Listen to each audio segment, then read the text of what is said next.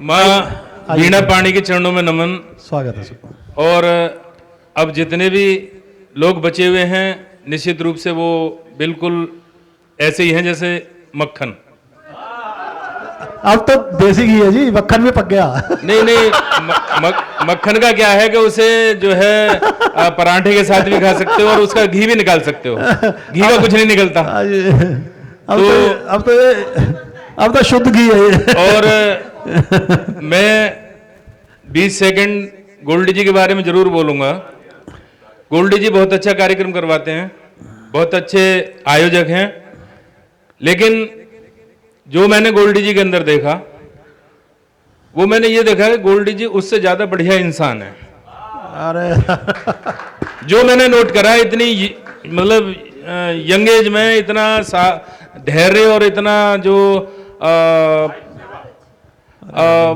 बोलना चाहिए कि सहन शक्ति, पोलाइटनेस इस उम्र में बहुत कम होती है। मैं आपके लिए बहुत बहुत धन्यवाद देता हूँ इस बात के लिए। इसके लिए मैं अपनी बीवी को धन्यवाद देता हूँ। चलिए, मैं नहीं बोल सकता, मैं इसलिए नहीं बोल सकता कि वो मेरी अनुज बधू हैं और अनुज बधू पर कोई भी कटाक्ष नहीं करा जाता। शायद मैं ये मान के चल रहा हूँ। चलिए मैं बात शुरू करता हूँ। मैम ने अभी पढ़ा था, बहुत श्रृंगारम पढ़ा था, मैं भी श्रृंगारम पढ़ूंगा, लेकिन उससे पहले मैं कुछ गीत पढ़ा था शहीदों के। उसमें गजल में मैंने ये बात कहने की कोशिश करी है।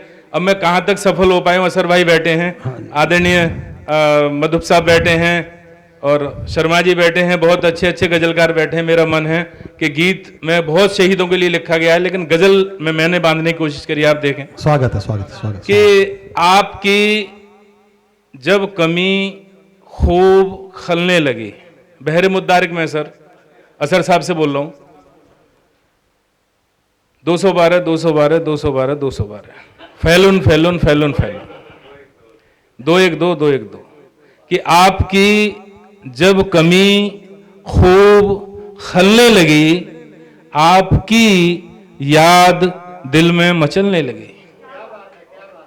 आपकी जब कमी खूब खलने लगी, आपकी याद दिल में मचलने लगी, और आप थे तो चमन था ये कितना हंसी। आप थे तो चमन था ये कितना हंसी, फसले गुल अब यहां हाथ मलने लगी। फसले गुल का मतलब नई फसल, नई नस्ल। कि आप थे तो चमन था ये कितना हंसी, फसले गुल अब यहां हाथ मलने लगी, और आप रुखसत हुए जब चमन छोड़कर। आप रुखसत हुए जब चमन छोड़कर, इस जहां की फिजा ही बदलने लगी। आप रुखसत हुए जब चमन छोड़कर, इस जहां की फिजा ही बदलने लगी। और शेर देखें कि आपने जो किया, आपने जो दिया, आपने जो किया, आपने जो दिया, उससे हालत वतन की संभलने लगी। और इस गजल का अंतिम शेर कि आपने जो किया, आपने जो दिया, उससे हालत वतन की संभलने लगी, और सोच के भाल पर बर्फ सी थी जमी। सोच के भाल पर बर्फ सी थी जमी, आपके तेज से वो पिघलने लगी। सोच के भाल पर बर्फ सी थी जमी, आपके तेज से वो पिघलने लगी। बहुत बहुत धन्यवाद। और मैं श्रृंगार का गीत, मैम आपने पढ़ा श्रृंगार, मैं उसी बात पर आया हूं। मैंने बहुत कम पढ़ा है ये, आज शायद 20 साल के बाद ये गजल पढ़ रहा हूं पहली बार लगभग। देखें,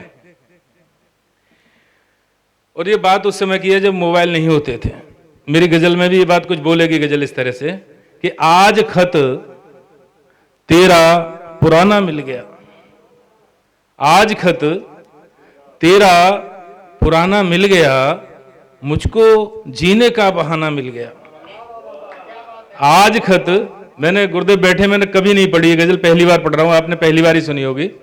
कि आज खत तेरा पुराना मिल गया, बहुत खूब सर, मुझको जीने का बहाना मिल गया, बहुत खूब। और यार ने नजरें उठाई यक बयक, यार ने नजरें उठाई यक बयक, जीस्त को यूं आशियाना मिल गया।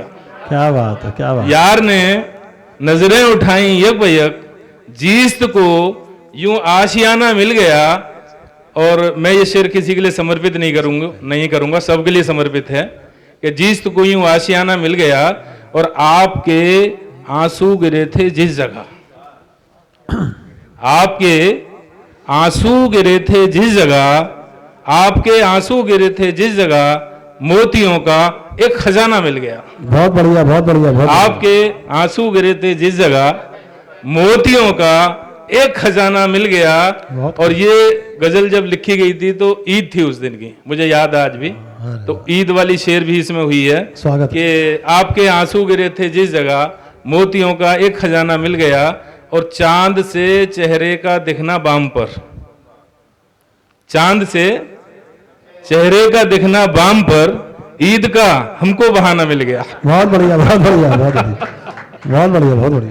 कि चांद से चेहरे का दिखना बाम पर, ईद का हमको बहाना मिल गया। और ये शेर मैं समर्पित कर रहा हूं आपके लिए भी, सबके लिए, कि आप काशी भी हैं और काबा हैं खुद। आप काशी भी हैं और काबा हैं खुद। हम फकीरों को ठिकाना मिल गया, बहुत हम बढ़िया। फकीरों को ठिकाना मिल गया, हम फकीरों को ठिकाना मिल बहुत गया। बढ़िया, बहुत बहुत बहुत धन्यवाद, बहुत बहुत प्रणाम। बहुत बढ़िया, जोरदार तालियां प्रेम सागर जी के लिए। आइए राकेश भाटी जी, स्वागत है आप।